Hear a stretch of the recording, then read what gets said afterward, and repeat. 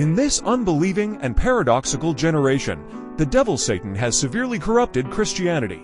Satan's most common tactic is to tempt Christians with seemingly biblical doctrines that are actually not.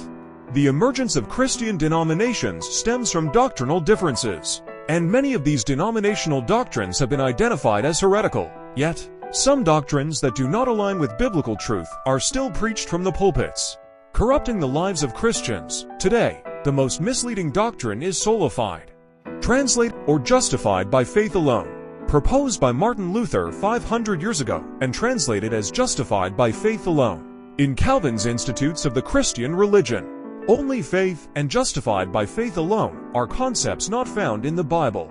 They were concluded by the reformer Martin Luther through his in-depth study of the Bible and later emphasized repeatedly by theologians like Calvin, eventually becoming classic Christian doctrines. Some churches even regard them as more important than biblical truth. The most misleading and blasphemous aspect of justified by faith alone lies in the word only. Only emphasizes the exclusivity and uniqueness of something. Adding only emphasizes that the only condition for being justified is only faith. This artificially excludes all other factors mentioned in the Bible.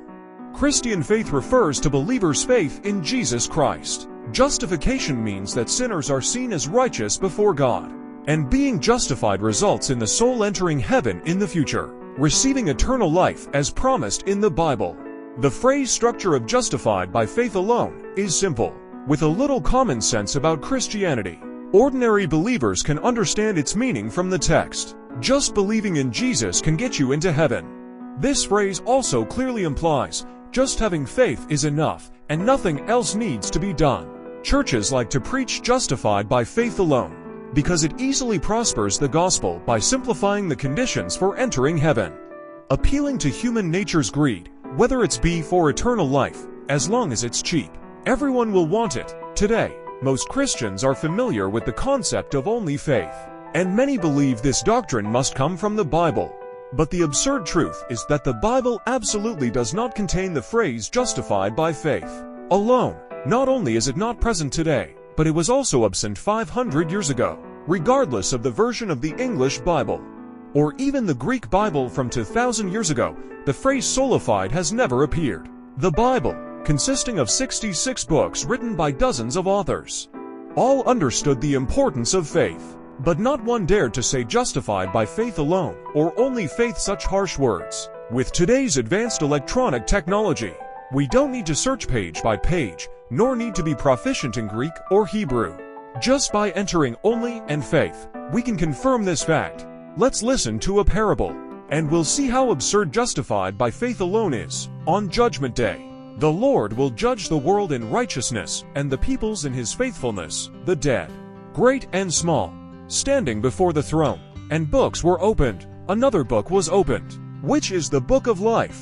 The dead were judged according to what they had done, as recorded in the books. Those who have done what is good will rise to live, and those who have done what is evil will rise to be condemned. When it was Martin Luther's turn, he proudly presented his theological writings, saying, "Lord, why should we be judged by deeds? Look, I have discerned sola fide from the Bible.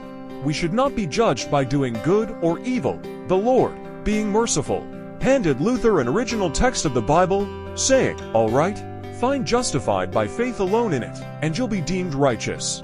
Knowing that justified by faith alone was not in the Lord's Bible, Luther put down the Bible and then took out his own German Bible, turned to Romans, and said to the Lord, "Look, here it is. When I translated the German Bible, I added only here, the Lord." Full of boundless mercy, did not blame Luther for altering the Bible. The Lord said, "Good addition. Since you wanted to be justified by faith alone, where is your faith? Show me." Upon hearing this, Luther looked inward at his soul, trying hard, but he could not see where his faith was. He said to the Lord, "Lord, I'm sorry. I can't find my faith. I don't even know what faith looks like. Please call Calvin over. Maybe he can find it, because he preaches only faith better than I do." Soon, Calvin arrived, and the Lord said, "Calvin, Luther asked for your help. Find his faith for him." Calvin approached Luther, set down his Institutes of the Christian Religion, and began to carefully examine Luther's soul, not missing a single spot. After a long while, Calvin also could not discern what faith was or where it was, as both were at a loss. Not knowing what to do, the Lord said, "Since you trust in only faith, I will fulfill you according to your belief in only. First, go outside and find faith. Then come back and call on me." After saying this, the Lord pointed to a large group of people wearing Sola Fide labels, saying, "They are also your disciples, those who believe in only faith alone. Now, take them with you. Whoever finds faith will be deemed righteous from then on." Perhaps there were more people weeping and gnashing their teeth in the outer darkness.